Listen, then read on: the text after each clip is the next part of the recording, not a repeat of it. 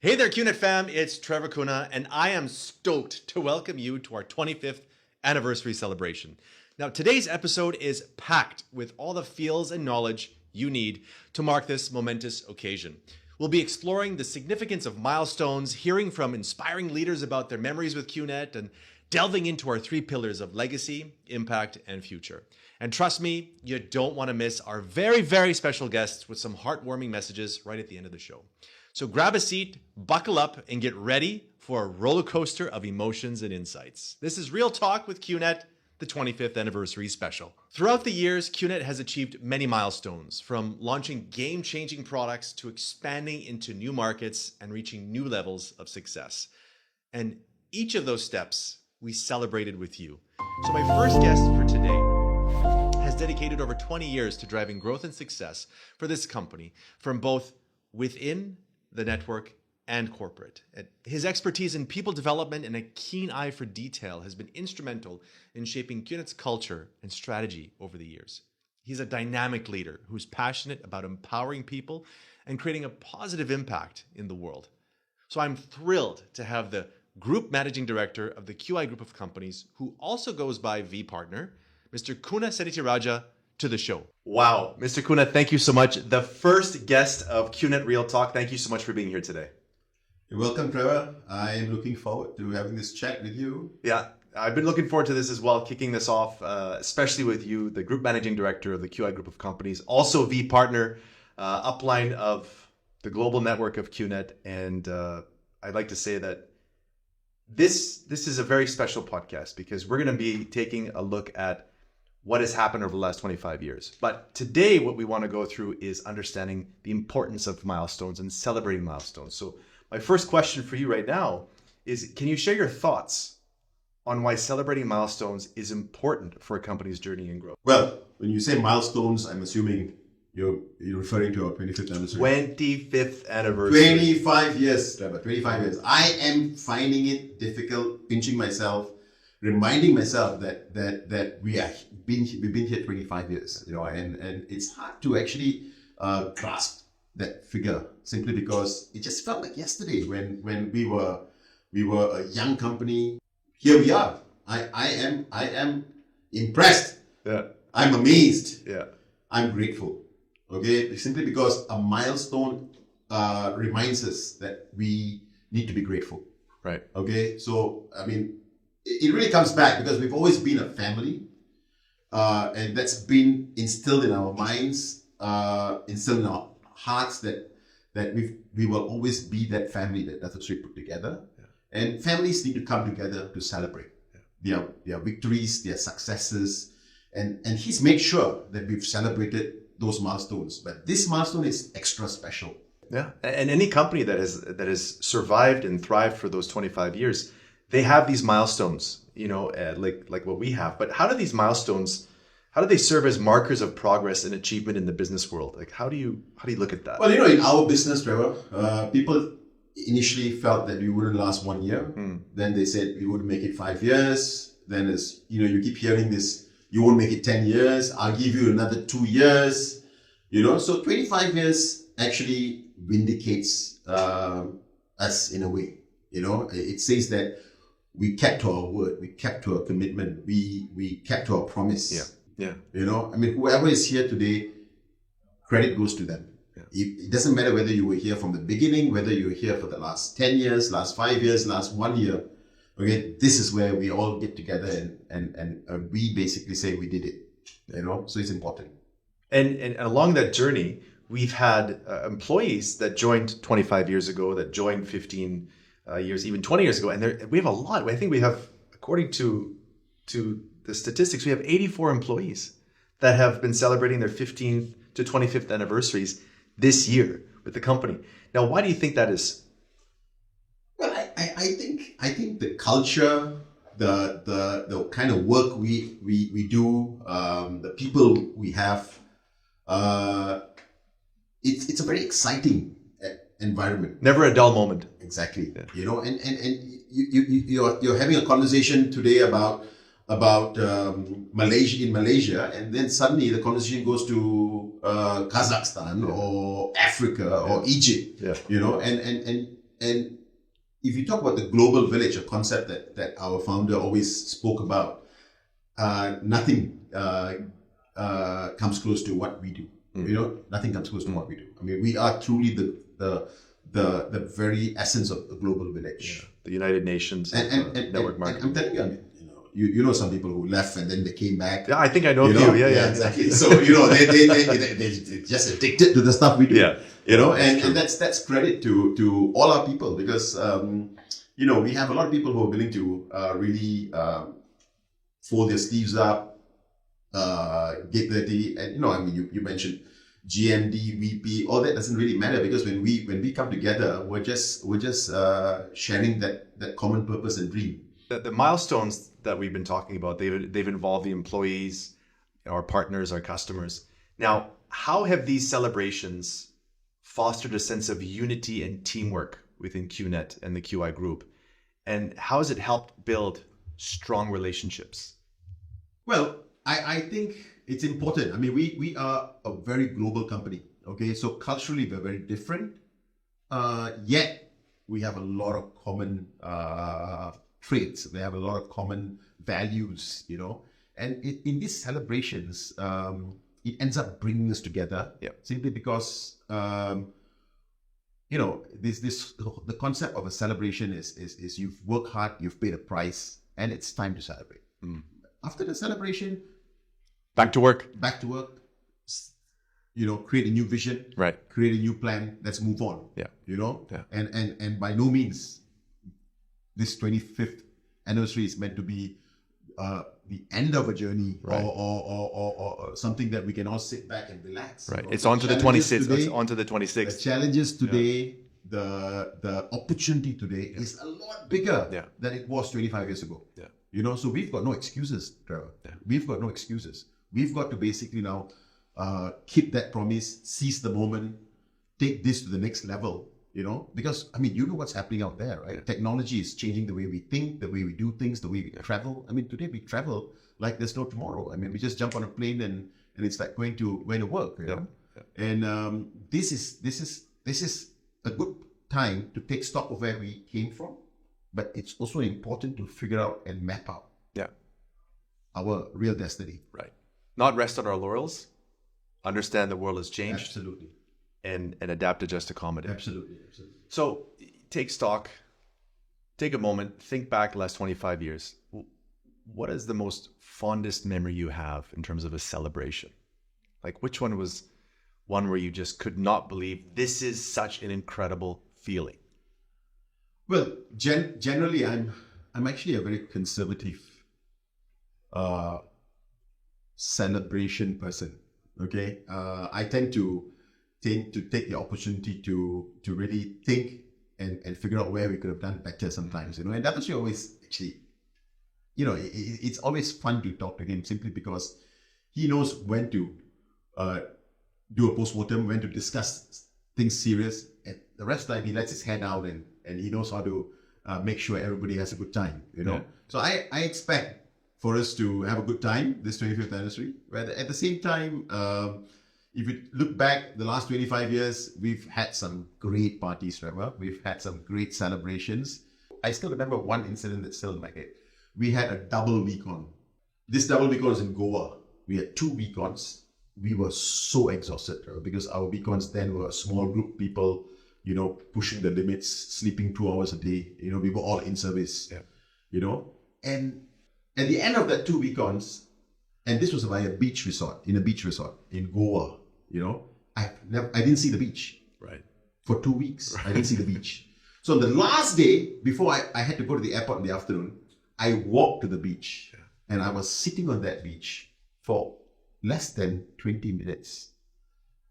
And that's where I had my click and said, wow, this I just needed that, I didn't need to sit on the beach for 3 hours or one whole day or have a party. That 20 minutes just gave me enough strength to convince myself that we have something special, and I still believe we do have something special. 100% agree. And I just want to say thank you so much for being there for the company and for the employees and for the network for the last 25 years. And I look forward to the next 25 with you, Mr. Kuna. So thank you so much for joining us today, and happy anniversary. Happy anniversary. Thank you very much. Now that we found out why we celebrate anniversaries and other milestones, it's important to remember that behind every milestone are countless stories of hard work, dedication, and passion. And that's why we've asked some of your favorite people and QNET's most successful and inspiring entrepreneurs to share their favorite memories from their time with the company. So guys, really my favorite memory goes back to 1999 when I for the first time met Dr. Sri Vijay at the Shangri-La Hotel lobby in Beijing. There was nobody to introduce us and we did not know each other, and it was awesome. Dr. Sri was networking kind of corporately, and he just turned around, started talking with me. And the conversation, that 10-minute conversation we had at the checkout counter, left a very deep impression. And somehow it kept me thinking about what he had said. I didn't know the word master plan in that sense back then, but this encounter was the master plan, and I'm always very grateful. So I hope that you will find, your calling in your master plan when it knocks on your door. Love you guys. I remember when 25 years ago, exactly to this day, we stood before around 400 of our IRs to break the news to them that we were no longer, or could no longer in good conscience be part of this American company because of the unethical decisions that they had done, which put our IRs at great disadvantage. At the same time, we also gave our IRs that night the option to join us in the new company that we had set up. A company that for about 3 months prior, we were feverishly putting together from scratch. It was really touch and go for us. We were not sure if the network was going to go with us, because at that point, we were really nobodies. We were uplines, yes, but we didn't have the finances. We didn't even have an office to show. We were really starting from the very, very bottom. However, it was with great comfort and really reassurance when our networkers that night, solidly came with us and decided to take this great big leap into what we now know has been a journey of raising ourselves up to help mankind. I remember that night as if it were just last night.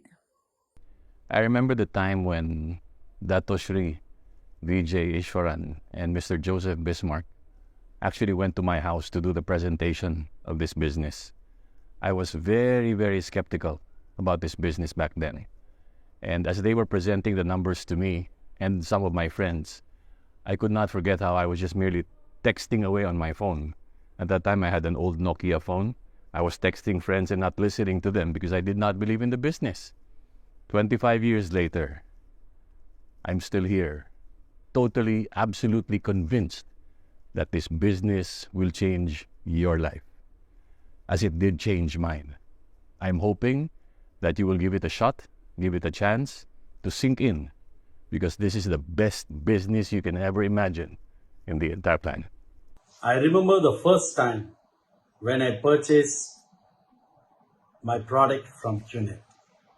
It was in the year 2000. And when I received the product and I opened the product and I saw the American Eagle watch, it was not just the product. It was the belief. It was the belief I instilled in myself when I first signed up for QNET. From that day till today, there's no looking back. Those stories and memories really brought a smile to my face. It's definitely special to be a part of a celebration spread around the world. Now, before I bring on my next guests, I have something super cool to share with you all. As a part of QNET's 25th anniversary festivities, we've created a special theme song that captures the spirit of our amazing company, and what it means to be a networker. This song is a celebration of QNET's legacy, impact, and vision for the future, and I can't wait for you to hear it. Here's our QNET 25 song.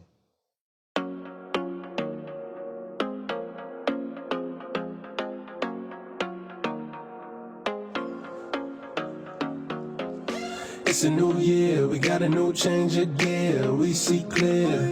Now the clouds disappear, but we gotta give it up for the last 25 years. It's a new year, we got a new change of gear, we see clear. Now the clouds disappear, but we gotta give it up for the last 25 years. This is the life of a networker. It's 98, we've been blazing that fire. So let us take you high. We ain't like no other. So what if we a little different, brother? One love, one blood is forever. No competitor, whatever. So let's do this once again. All together. All together. All together. It's a new year, we got a new change of gear, we see clear. Now the clouds disappear, but we gotta give it up for the last 25 years. It's a new year, we got a new change of gear, we see clear. Now the clouds disappear, but we gotta give it up for the last 25 years. QNET has come a long way since its humble beginnings 25 years ago, and today we are a global company that has made a positive impact on the lives of millions of people around the world. But what does QNET's legacy mean, and what kind of impact have we had on the world?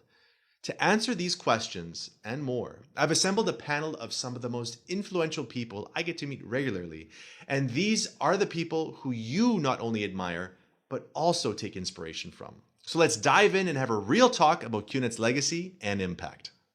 Gentlemen, thank you so much for joining us today. And actually, our audience really wants to know the legacy of the company and what impact that this company has had on your life, but also how you view the impact it's had on each other's lives from your perspective. So, I'll start with you, VP Edley. Can you tell me about this one pivotal moment where you suddenly realized that you are part of the making of QNET's legacy? Thank you for starting giving me this opportunity. You're starting by your youngest in the group. One time, this I think in 2003, when one time the Dato Sri Vijay himself, he was in Dubai in one event for the Middle East, and he said he will recognize those who are the best performers. Yeah, that time there were no V councils, AVPs, this all. And when he was calling the leaders, he suddenly called upon my name, and that was shocking for me because I said, oh. And so what did he know? How could he know about me? What did I do?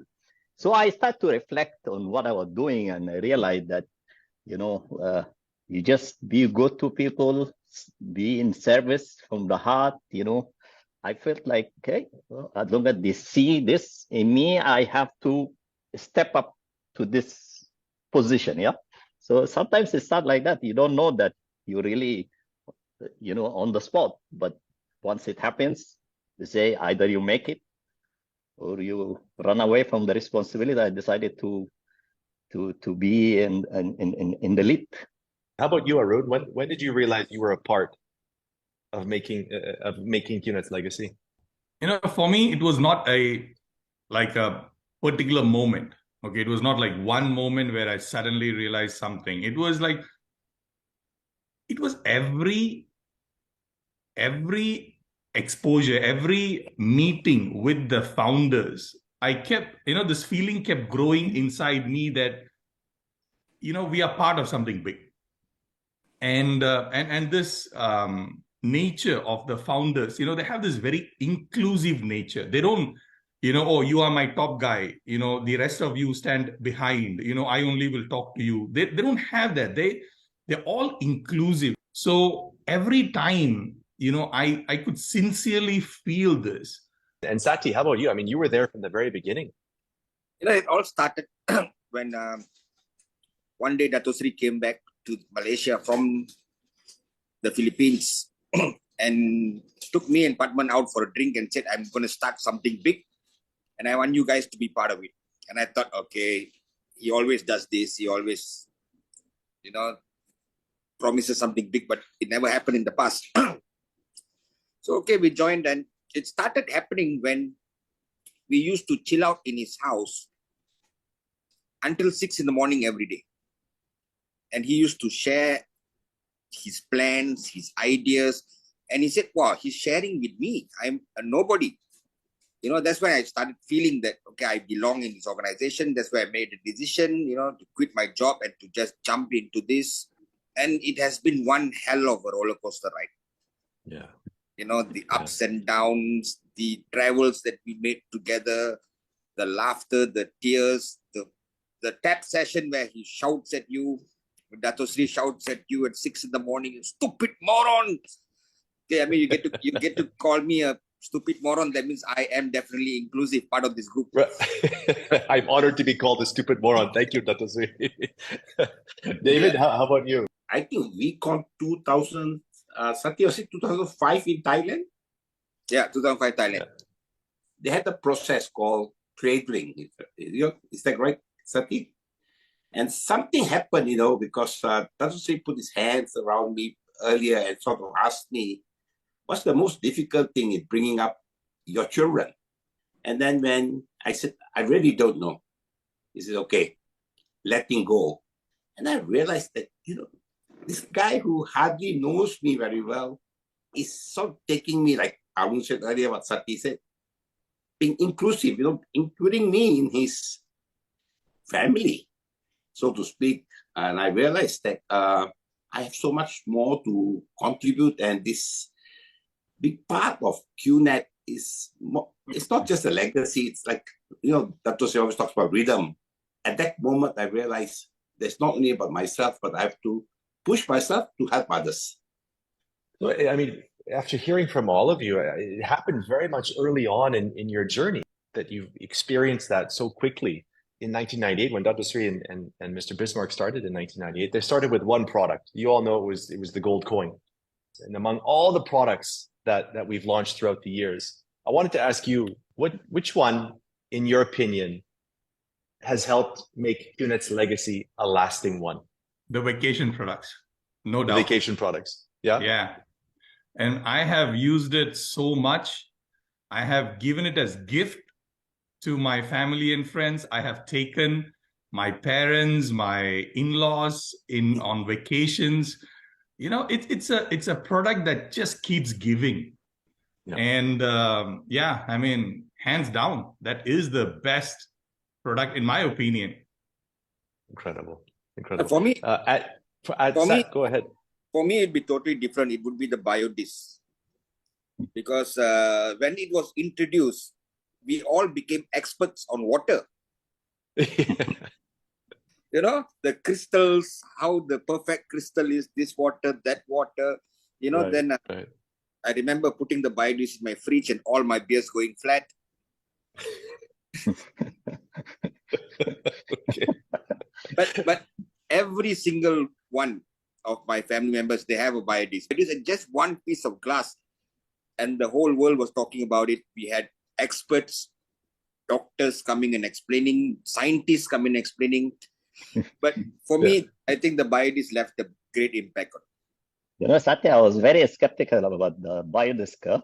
When it started, I rejected the idea. I said, what the hell is this now? Until one day I found two of my downlines, husband and wife, they were fighting who will keep the biodisk next to his bed. I said, what's going on here? My own downline. That's the time I started buying into the biodisk. But I will say today, for me, the Home Pure is a product. I cannot live without it. And the Home Pure makes so much sense. After Chief got married, I moved into my own condo. Okay, and for the first few weeks, I used to go down and buy bottles of mineral water.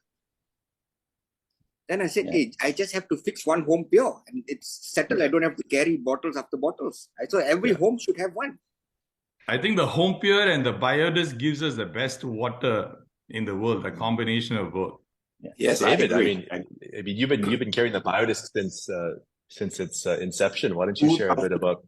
Biodisk was definitely a game changer, but today I would say, to me, the cheap ended. because in all my travels, I wear it, and honestly, I don't suffer from jet lag. And I'm able Well, you to just arrive arrived here. last night from Africa, and look at you, And fresh as a I daisy. said, So, yeah, I got one more question to kind of wrap it up, because I really want to understand, what legacy would you describe each of your fellow VPs here on the call, on the podcast today, leave the network and the larger community? Oh, that's a bit tough, but I would say when I always look at Arun, I see let's call it the intellectual, the intelligent person that will give, good analysis to the situation, and it helps me much. It challenged me actually to always come to his level of thinking. Yeah, and Sati always the heart. Yeah, he cares much. He will spend hours and hours, into spending time listening. And David Sharma is the one that I always use when I was not able and was afraid of, confronting my downlines leaders, or I want to hammer them. I said, David, please, I unleash him on them, and I know that he will. Amazing, David. Well, why don't you speak to the legacy that Adli, Sati, and Arun will leave? Arun definitely is someone who comes across as so analytical, and he presents it in such a calm manner. So I actually haven't seen Arun lose it. Every incident he takes it as a gentleman with a lot of stride. Adli has always impressed me, inspired me actually, and his famous saying, be the captain of the ship, be the captain of your ship. That to me is true representation of Adli, because he's definitely shown his care and his commitment not only to his downlines but to people all across. Regarding Sati, that man is a true ambassador of freedom. He has raised himself, and today he's out there caring so much about how to help others. Sati would give you his last dollar, to help you out. And I think that sort of says so much about him. Thank you. Thank you for sharing that, David. Arun, why don't you go ahead and give it a go? All right. First of all, I'm so happy this is being recorded. I can play it back to my wife, all these great things other people are talking about me. I've never seen anybody, as loyal as David. He would, in spite of any challenges, difficulties, physical, limitations, he will go above and beyond to make that vision of his mentors a reality. And he will fight with anyone, like Adli said, to make that real.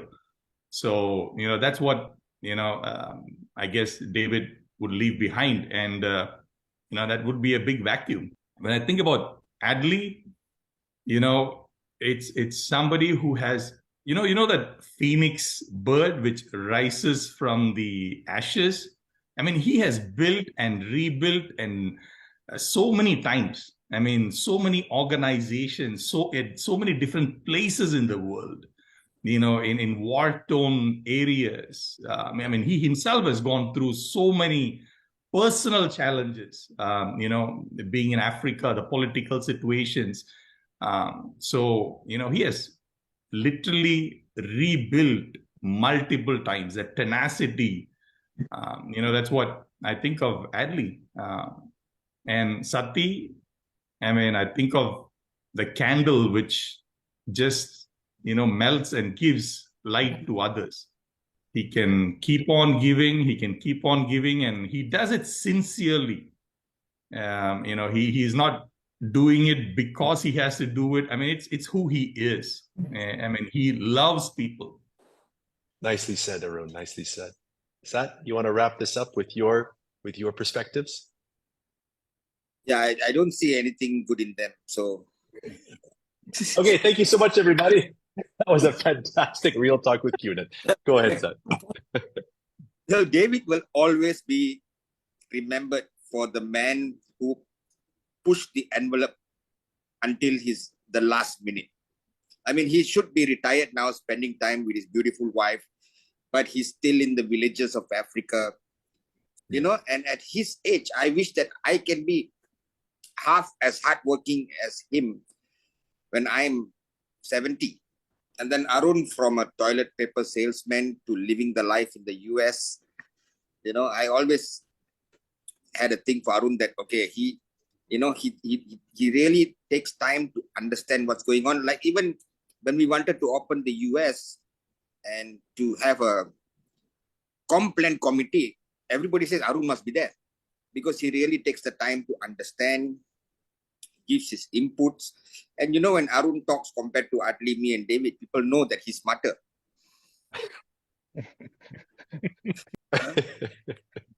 He is somebody that I want to have on my team, you know, and whoever is lucky to have him as an upline is very blessed. And Arun, you said exactly the correct thing about Atli. He's the phoenix that rises up because he has been burned so many times.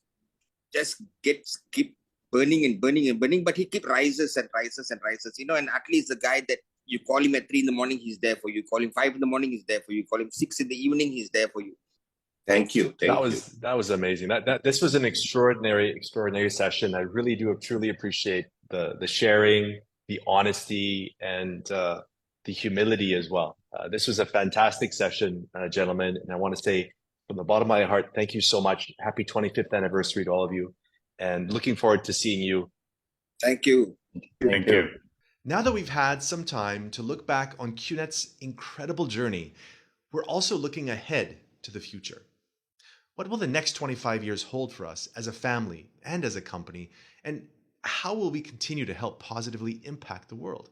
Now, as much as I'd love to be the one to give you these insights, I couldn't really do it enough justice. And so I've asked a very special guest to join us. She is the Chief Impact Officer of QNET, Malu Kaluza. Malu has been with QNET since the early days, and she is someone who has really grown along with this company. As one of the key figures behind QNET's growth and success over the past 25 years, we couldn't think of a better person to help us explore what the future holds for our company. Malu, welcome to Real Talk with QNET. How are you doing today? I'm great. I'm so great to see you, Trav. And thank you for having me. Yeah, it's so great to see you too, Malu. I mean, I always love talking to you. You have this incredible spirit and this incredible energy. So today we wanted to get into a bit of, you know, what do you see has impacted your life in the company and has impacted the IR's lives, but also what do you see in terms of the future? So what was your most favorite place that you visited because of QNET? Yeah, so there are two places actually. Kenya. So we did the VCon Kenya and Morocco. We did a tour in different countries to celebrate our 15th year. So these two countries, Kenya, different vibe. The energy is completely different, you know, and the people, they're so nice. And also the same thing with Morocco. And was there one place that you didn't ever expect to go? So as a person that has been living in Asia like since birth, I didn't know Burkina Faso until I had to actually check the map and see where Burkina Faso is. But you know, very intriguing and very exciting. Very, very high energy, welcoming people. And that's why, you know, also very interesting place. Amazing. So you started in customer service. You were also behind the reception desk, and you've made your way through the ranks to be not only a chief impact officer but also the deputy chairperson of QNET. But today I want to know, what is that one pivotal moment from QNET's past that you believe will continue to guide its success in the future? Personally, that one pivotal moment, I think I've mentioned it. It's the impact of what we do.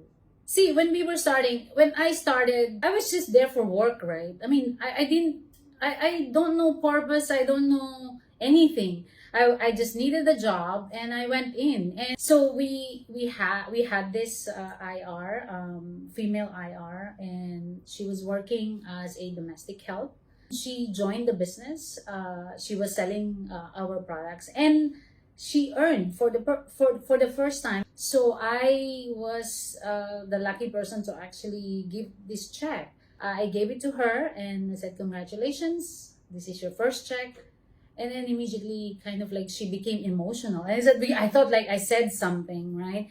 She became emotional and she cried, and we were like looking at each other because we thought we actually said something, inappropriate or whatever. And I had to ask her, said, sorry, did we say something wrong? Why are you crying? And she actually told us, she looked at us, and she told us, this is the biggest money I've ever had, in my life. And this is going to fund my daughter's education in the Philippines. So after that, I think it's we look at our jobs differently. We look at our IRs. We really kind of like that attachment to that purpose of helping others kind of like manifested on that day, and up to now, of course, we carry it in our DNA, in our hearts.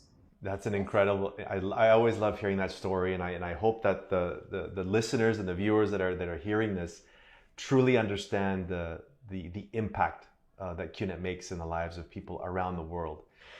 So looking at the direct selling industry now, over the years the industry has evolved.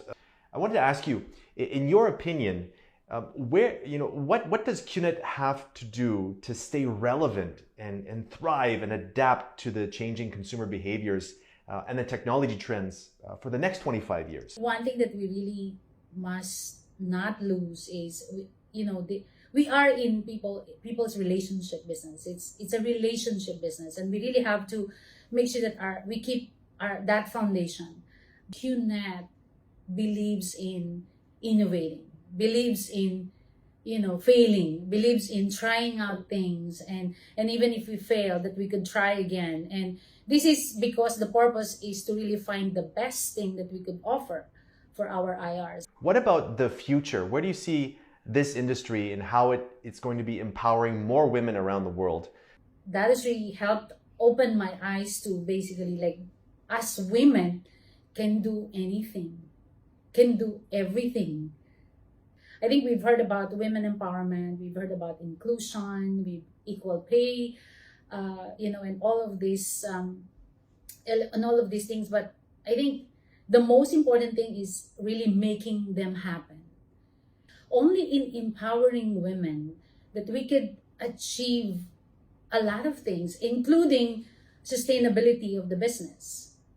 Because we women, I mean, Trev, this industry itself, majority are actually done by women, because women, when they're successful, they actually share, they actually help other women, help the community to become successful as well. And I think if we continue to do this, we are looking at a very sustainable business. We're looking at a lot of women, being empowered. And when they are empowered, they change a lot more lives, for the better. I wanted to ask you, what legacy do you hope to leave behind that you hope will continue to shape the company's future? Well, it's a very tough question whenever you're asked about legacy. I think legacy is something that I have never changed what I believed, and I guess how I serve.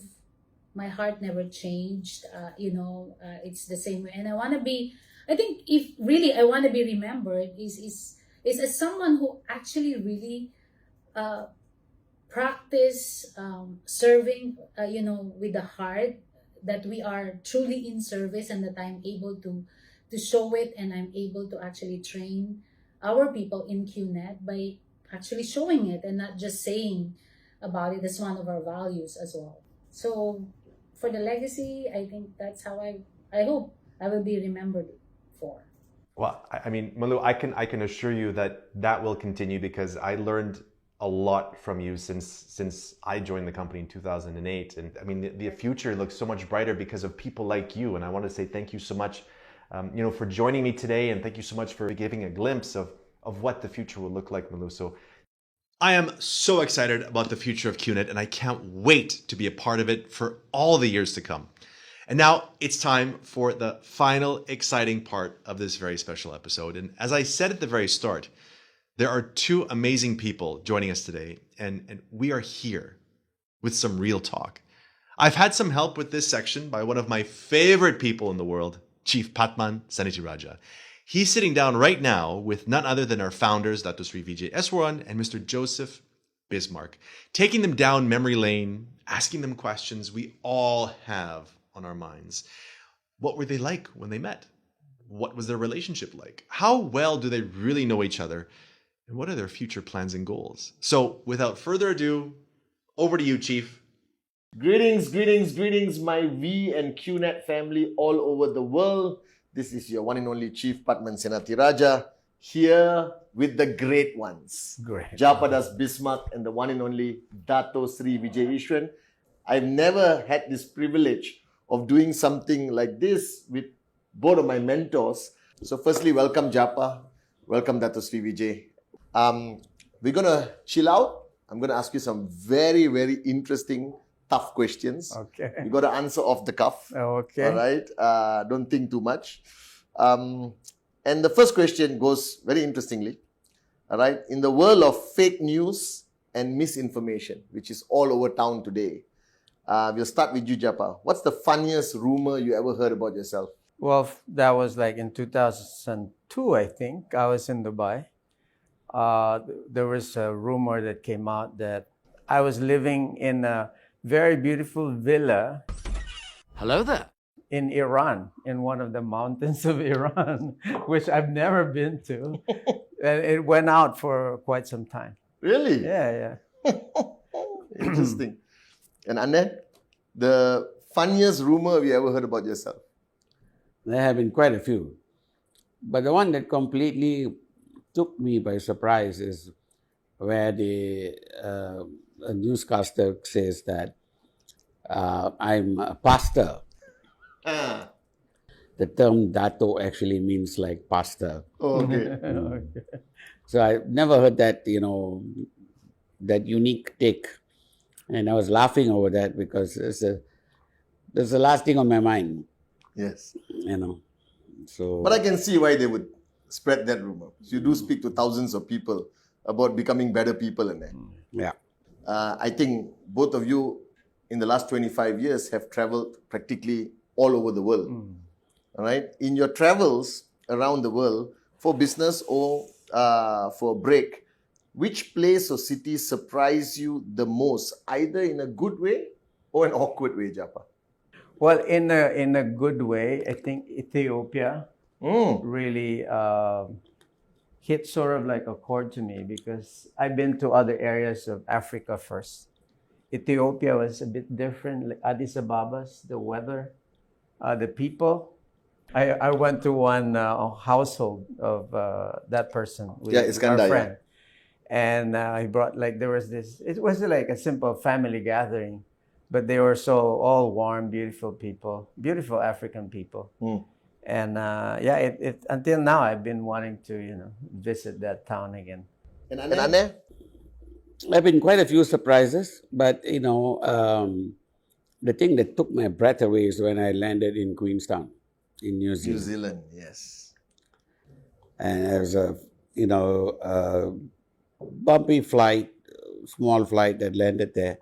But that landing, in that airport, with the snow-capped mountains all around and that beautiful lake in the center, that is something that, takes your breath away. Even now, every time I go back, and today I have a home in that. Now it's home, yeah, exactly. I still find it breathtaking. So it's my favorite, definitely. Now let's come to I want to know the answer to this. With traveling all around the world, being vegetarian, all right, and you have to give one. This is not a top three. Your favorite dish, vegetarian dish, anywhere in the world. With that, you rank number one. And you can't say home cooked food of your mom and all that. I mean, out there in the world. For him now, to be politically correct, he has to say pierogi. From Poland. No, basically, it's like, because I try to eat healthy food. Yeah. So try to eat. He eats healthy food. See, I will never be able to speak. There will always be interruptions. You gotta pick one, Japa. Just one. Your top, numero Oh uno. my God. Numero uno for me is always dal makhani Whoa, with biryani. Chakde India. No, really. Dal Yeah? makhani and that tadak. Dal tadka. Dal tadka. Yeah. That's it. I have that with some Bread, bread, Bread naan. naan, Yeah. butter naan. That's it. I'm done. Okay, respect. Yeah. All right, Ane, yours? One, Ane. I know it's tough. Maki di roti. Oh, one more point to India. Maki di roti. Can you and describe saag. a little bit what's makadi roti? It's made from corn flour, corn bread. It's corn bread. And it's served with sarson ki saag, which is mustard greens. So mustard greens made into a spinach and you put it onto the cornbread. Oh, number one, Ane. Huh? That- I thought you would take longer and tougher to make this Yeah, decision because no, I've traveled with you. Okay. But of course, a very tough fight between that and just plain old ghee dosa. Ah, okay. So south and north covered. Yeah. Ghee dosa is still very arguably my number one. If I get a good ghee dosa, nothing comes close. Cool. And Lotus is still the best. Yes. Very interesting. And He loves ghee dosa. yeah. Yeah. I just don't remember the name. Yes. I could have mentioned that, but I forgot the name. Next He calls it wet dosa. Wet dosa. Yeah. And both of you have a lot of skill in business, in leading and developing people. But if there was a lamp here with a genie that could grant you one skill that you really want to acquire, what would it be? For me would be learning fast. The skill of learning faster. Learning fast. Yeah, just picking up everything from language to any other skill. Okay. That would be if I have that wish from a genie, that's all I wish for. Yeah. Okay. Because then I could have everything. Then you could learn any other skill. Not you cut me off guard with your answer. Okay, fair enough. Ane, you? Maybe if I could learn to sing or dance better. Oh, singing, you're good. Yeah, so have a better stage presence. I found that... Entertainment stage presence. Yes. I was always kind of envious of one of our previous founders. Yes. And the guy can sing. Can sing, yes. Yeah, so Japa can sing also, but that kind of flair is something that I have never acquired. And my father was a very good singer. Yes. So I always admire people who have that skill and who can slip into the entertainment mode very, very fast. Both of you have spent 28 years together. No, more than 28. 29 years together, 1996, when V Grupo started. Yes. 29 years together. Even though today you are brothers and very close, the journey was full of disagreements, friction, adapt, adjust, accommodate. Still is. But what was the most annoying thing you found in each other when you first met? That one thing that, why is he like that? Oh my God. Annoying thing? What? Having to wait for him. Punctuality. I waited for 3 hours for the first time. And I was like, I felt I really he wasted my time. And he walks in cool. He walks in cool as if nothing happened. Nothing happened. And I'm just like boiling. And red, you turn red. Red turn, my ears are red. And I was like, BJ, you wasted my time. So of course he answered coolly, Japa, your time is in your hands. How could I waste it? I remember What that. were you doing? Yeah. Then I realized from there, I could have been reading. I could have been doing a lot of things. Push-ups, sit-ups. I've done that. Yeah. I don't wait for him anymore. I go on with my life, my business. But I'll be there because he's my partner. Yeah. Yeah, he comes, he doesn't come. It doesn't bother me. Okay, that was fast. And That then was fast. yours about Japa? Well, that I never heard before. So I'm very curious what annoys him about me. in the early days, my catchphrase was sleep gets in the way. Yes. and which meant that I worked through the night very Yes. often and had to stay late. Japa does. Anytime after 9 o'clock, he starts already Nodding off. Yeah, his gears start slowing and he starts nodding off. And Yeah. so there I am in the middle, and I get more and more intense, sometimes late into the night. Yes. So, I would be really into something very seriously And Japa. discussing, and Japa is. So, but, early in the morning, he's bright and Bright. chipper, and everything. That's when I want to shut down. And you're struggling until you get your coffee. I've seen this, okay, but I think everyone thinks both of you are holding hands and singing Kumbaya as partners, okay? How do you manage your disagreements? Well, what I always learned from the very beginning with DJ, he told me this, that in a relationship, there would always be cracks. Yeah. And he told me not to allow anyone to enter in between the cracks we have. So I always make sure that I would not have those cracks. And cracks would be things that I heard he said and I've never confronted him. So every time I hear something, what he said about me, I could sleep at night. Yeah. Because I could always come and confront him. Vijay, did you say this? Yeah. And he'll basically, he said it, but see the tone, how it was Or the context. brought to me, the context is completely different. So I learned early is that to always hear both sides. And that I could sleep at night. Nice. And then? Well, for me, it's, I'm a strong believer in the concept that, intent versus mechanism. Right? So, mechanisms always fail. Doesn't matter how you try to perfect it, So, communication is a mechanism. Yes. Right. So, we communicate through various means, including in those days, long SMSs, So, mechanisms fail, invariably fail. And I always look at intent. Yes. So, I only fundamentally focus on the intent of the individual, and in this case Japa, but it's the same thing I apply to everyone. So once I am satisfied with the intent of that person, then I'm more likely to give that person a lot of leeway. Being in the same room at the same place, saying the same thing can have two different meanings. Yes. So the objective is always go back to intent. Yeah. The next one is for Japa. You are his partner, equal in many ways.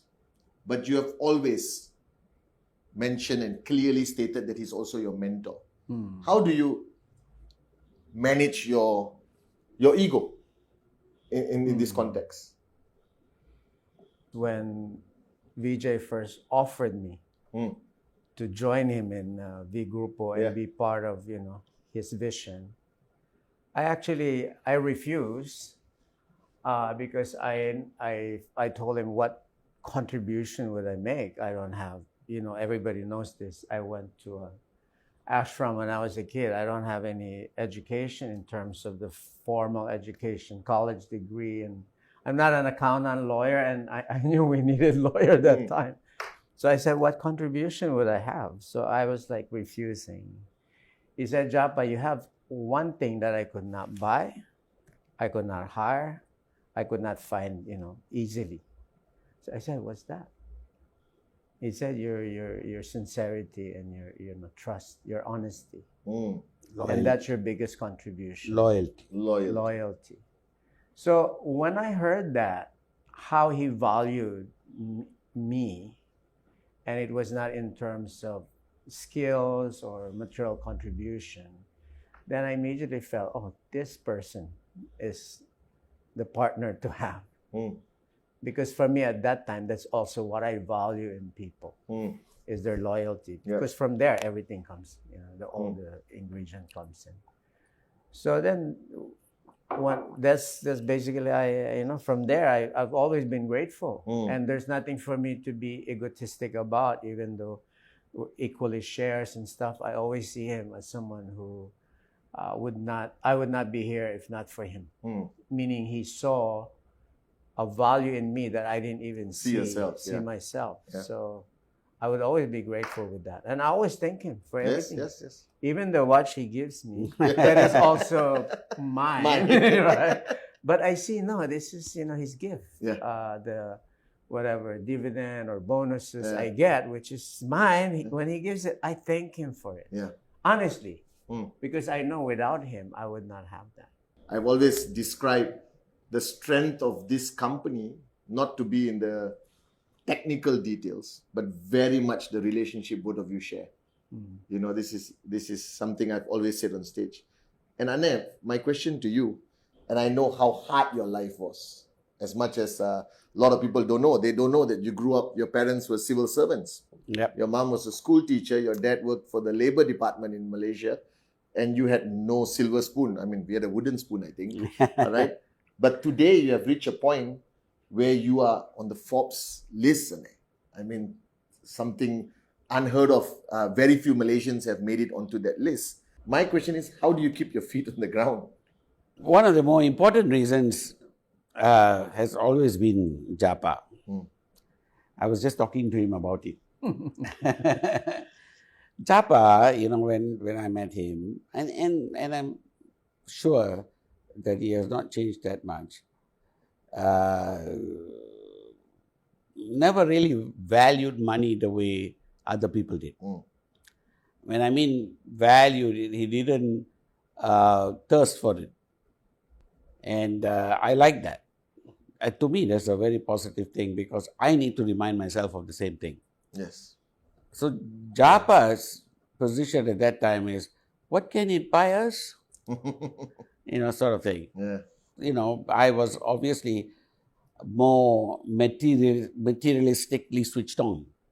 Have to be, otherwise the company would go broke. Yes. But his counterbalance, where he would refer to it as excrement. He says money is excrement, Sometimes when I get annoyed over something that happened, that we have lost a whole bunch of money for some stupid reason or the other, mistakes have been made. Yeah. Now I could get totally lost in that. Then I'll remember, Japa says, it's only excrement, why are you kidding? So I have always used Japa, whether he realizes it or not, as a balance in my way of keeping arm's length. Japa has never talked to me about having a yacht, or anything of that, plane. Never aspired for these things. And neither have I. Yeah. It's a kind of balance Brilliant. that we have. The next thing which impacted me personally was the definition of family.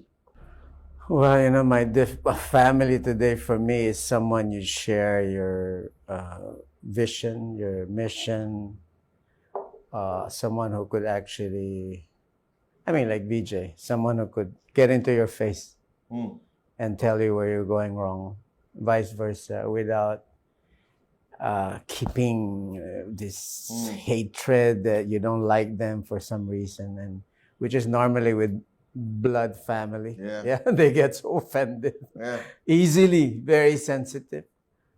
But with the family I had, which many from you and your brothers and BJ, we could literally just conflict, have our disagreements, but we sleep. The care is there. The care is there, and there would be I would not be worried you're trying to get back at me and destroying reputation or whatever. So I've learned family is that's why I call Vijay my brother. In fact, he's the only brother that actually was concerned about me, concerned about my growth, even concerned about my children, everyone. What I do in life, he interferes. You know what I mean? Who does that? But family, right? Yeah, a real family. Yeah. So, yeah. And then it brings to mind one of my favorite books of all time, Jonathan Livingston Seagull, by Richard Bach, and it's a book that I've given away to hundreds of people. Yep. And there's a statement from that book that is very clear in my mind. It says, the members of your true family are rarely, if ever, born under one roof. Mm. So Mm. it essentially says that in this journey of life, we have biological family that are essentially born under one roof. But the members of your true family, they will come from every corner of life and every walk of life. And it is amazing how the connections appear. Mm. So I have taken that to heart, in that fashion. So, and that's a time where, neither Japa nor I understood the value of the company that we were in. And of course, Japa didn't have a grasp of, the skills that I was bringing to the table. Mm. He knew that this is some, business CEO kind of thing, but, so it's not like he could, all he valued was not that. He didn't value the business skills. He didn't value what other people would have looked at in terms of my resume. He valued me as a friend and family.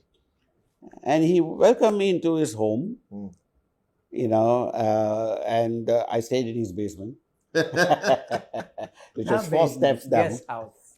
Yeah. Guest house. Wow. So, and that's how his family. Guest room. And his family became my family. I'm so attached to them now. I mean, what he mentions affectionately as me interfering is just the fact that I talk to them, and Japa being Japa, is traditional. So he's probably more affectionate now as a father because watching me, they come sit on my lap, Much more detached. Yeah, so. No, father must be strict. Uncle can spoil the kids. So, I spoil them, right? And they are my godchildren. And of course, I love them. And the fact is, Japa knows that I will, if at all Japa and I fight, it could be because I'm on their side. They're like my kids, so, but that's what family is. Yeah. Where you are able to basically, without the blood connection, you are able to develop the same love and affection and care. So blood is not always thicker than water. No, in fact, it rarely is. Yes. And now, gentlemen, we're going to have some fun. Oh my God. This is how well, all right, you know each other. So Japa, what is Dato Sri's biggest pet peeve? Oh, when I interrupt him. All right. How many languages does he speak? I know of 3, Tamil, English, Bahasa, and he speaks a little bit Filipino, which he claims he is very fluent in Filipino. What else? Italian, when we're in Rome, he speaks Italian as well. So that's 5, and I think he could say 20 more languages in, how are you in 20 more languages? And Hindi, he speaks fluent in Hindi. Urdu, yeah. What is his favorite song? Oh my God. Of course, Hotel California. Okay, what does he prefer, noodles or rice? I would say noodles. Okay. Which fictional character do you think he most like? Oh my God. Kung Fu Panda. No more. But I like Kung Fu Panda, that's true. What is his guilty pleasure? Oh, food, especially peanuts with spicy peanuts, which we have to smuggle in for him. Yes. When did you both take your first picture together? Oh boy. Oh my God, that was like, I would say in the cemetery. Yeah. That's an odd place. American Cemetery, because we used to walk together. Yeah, in Manila, they call it the American Cemetery. Because we didn't have phone with we were beeper at that time. Yeah, nobody carries the old camera, the crack. They didn't have any bodies in the cemetery, believe me.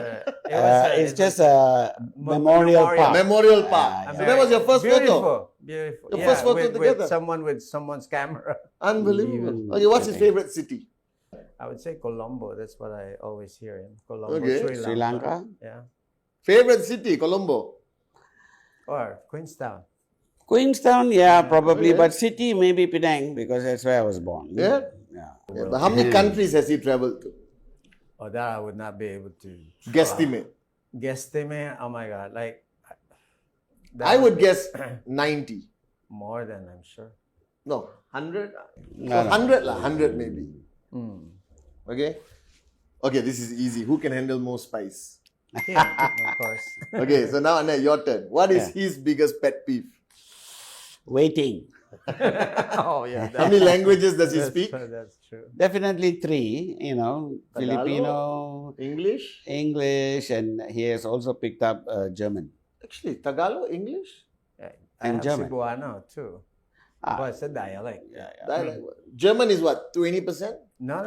You know, his German is not very- bad. 70%. He's getting there. I would say 60, right? Okay. Yeah, I've heard him. I think his German is getting better. Favorite song? His favorite song. I believe I can fly. No. His favorite song is No. My No, favorite no. song Journey. is Journey. Yeah. the one you sang in Kota Kinabalu. No, Journey is your favorite song. Yeah, Journey. Don't stop believing. Yeah. All right. Fictional character, his favorite fictional character. Since he went with Kung Fu Panda, You're not into Superman, Batman, no, Marvel, no, no. Okay. his would have to be the Kung Fu monk, you know, that kind Oh, of. the teacher. Yeah. With the long mustache. His guilty pleasure. Actually, you know, it's strange to me, but he does, you know, like his healthy food. But if he had a choice, you know, being able to... He'll eat like this. He'll have that. You're holding yourself back, Japa. What's your guilty pleasure, Japa? He doesn't like chocolate so really. much. He doesn't like ice cream so much. But he does like when he makes the, you know, tapsilog and the... Oh, okay. It's a bean. You make it out of black red beans. Black beans. Yeah. But what's the name for it? Dinuguan. Dinuguan. Dinuguan vegetarian. Vegetarian. No, I tell you, he We likes... say binuguan. No. He likes, like me, both of us, the Sans Rival from Dumaguete. Dumaguete. Both of us love the Sans Rival. Favorite city? For him, well, I would say it should have been, you know, Singapore, but I think now perhaps he's yearning towards. Actually, I think he likes this corner of the world better. Yeah, You know, true. Germany, Frankfurt. Really? Yes, European.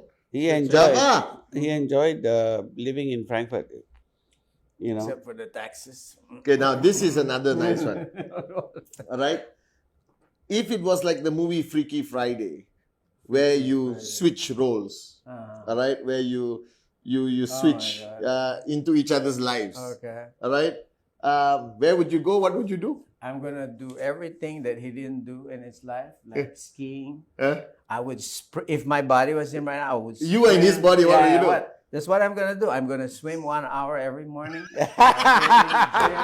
And by the time we change, he'll feel all the pain. And what would you do, Anna, if you switch I lives? would splurge. You know, basically, you know, can you imagine the breakfast I would have and then followed by dinner? Everything unhealthy. Exactly. So when he comes back to the body, he will still be eating the Sans Rival. Overload of sugar. Okay, and now, this is interesting. This I really want to know. If you wrote a book about him, He wrote a book. if you wrote a book about him, what would the title be? It would be basically about time. Book on time. A book, the title, what was the title? Yeah, the book on time. Keep on time. Book of time. Book of Time. Yeah. Book It's about time. Keeping What would your title be if you wrote a book about Japa?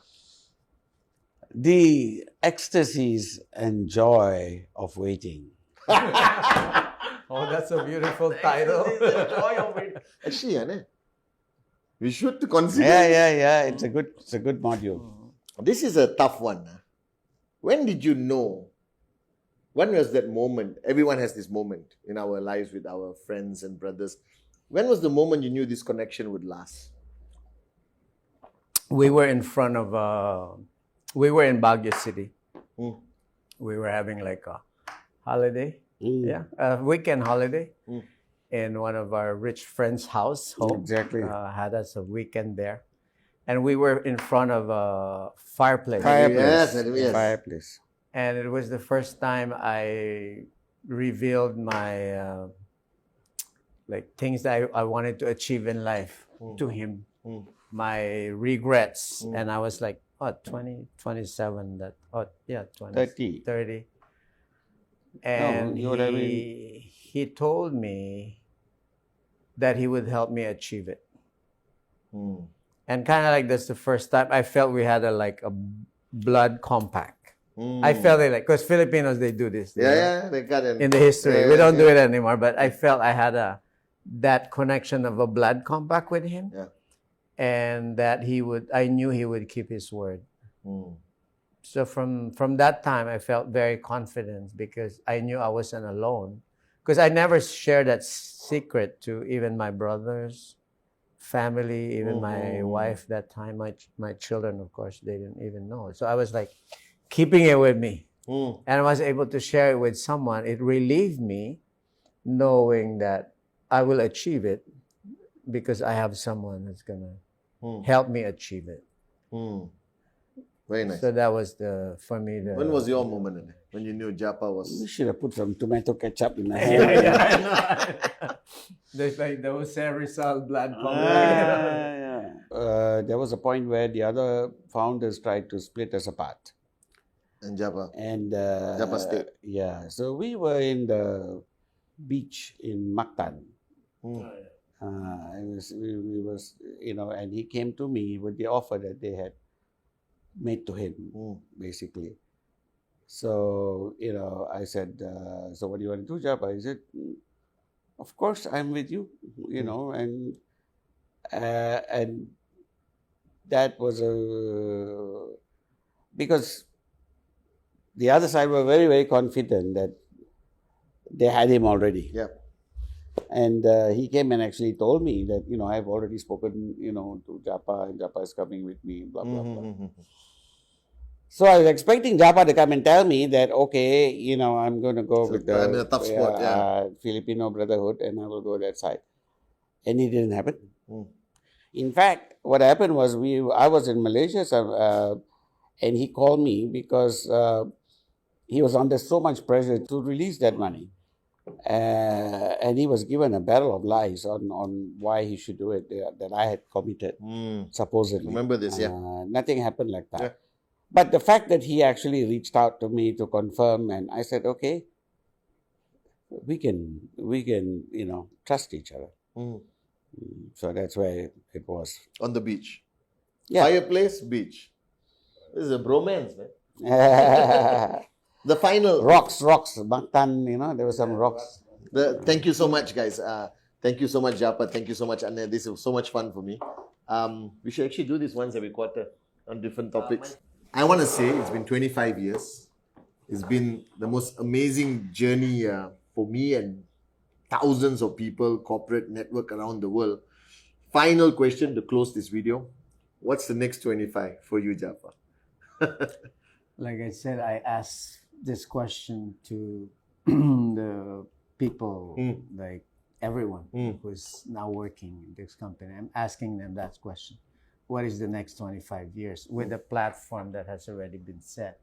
Because pretty much our passion, we gave a lot. I'm exhausted in a way in terms of skill. And the new millennials, gens, they have what it takes, right? So I believe they could do better than what we did in the next 25 years. So I give them the trust. I'll be there as an elderly advisor to them anytime, but I give so them elderly. Not so elderly, but I give them the will now yeah, to drive this company for the next 25 years, and I believe they could do better than what we did, I did in the last 25 years. And then? Yeah. Well, as I told Japa today earlier, we couldn't even predict, the first 25. Yes. We couldn't predict even the last 10 years. Every year was beyond our ability to predict. So the issue is, as opposed to predicting the next 25 years, I would rather, say who I'm going to depend upon. Because, as I've always said, companies don't succeed. People do, yeah. People do. So I've got this 25 people that are based, placed all across the company as at least 25 people. And I'm counting on these 25 people to carry the next 25 years. Thank you so much.